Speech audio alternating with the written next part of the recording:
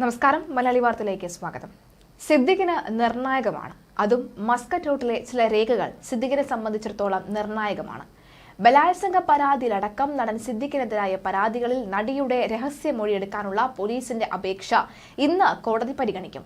സിദ്ദിഖിനെതിരായ കേസിൽ പരാതിക്കാരുടെ രഹസ്യമൊഴിക്കായി police Thiruvananthapuram CJM കോടതിയിലാണ് അപേക്ഷ നൽകിയിരിക്കുന്നത്. ഈ അപേക്ഷ കോടതി ഇന്ന് പരിഗണിക്കാം എന്ന് കോടതി നേരത്തെ വ്യക്തമാക്കിയിരുന്നു.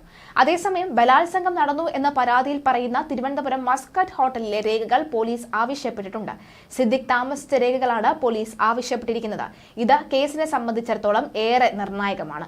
നേരത്തെ യുവനടിയുടെ പരാതിയിൽ നടൻ സിദ്ദിഖിനെതിരെ തിരുവനന്തപുരം മ്യൂസിയം പോലീസ് ബലാത്സംഗം കേസെടുത്തിരുന്നു.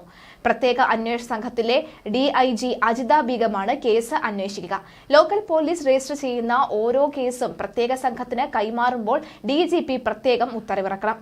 2016 മസ്കറ്റ് ഹോട്ടലിൽ വെച്ച് സിദ്ദിഖ് ബലാത്സംഗം ചെയ്തുവെന്നാണ് പരാതി.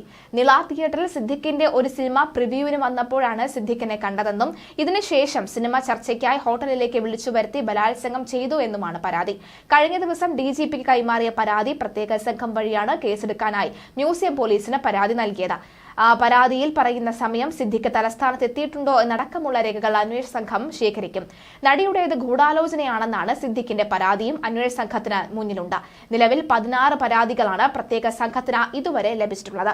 എന്തായാലും നിലവിലെ സാഹചര്യത്തിൽ വ്യക്തമായി മനസ്സിലാകുന്നത് നടിയുടേത് ഗൂഢാലോചനയാണെന്നാണ് സിദ്ദിഖിന്റെ പരാതി. ആ പരാതിയിൽ മേൽ കേസെടുക്കുന്നുണ്ട്.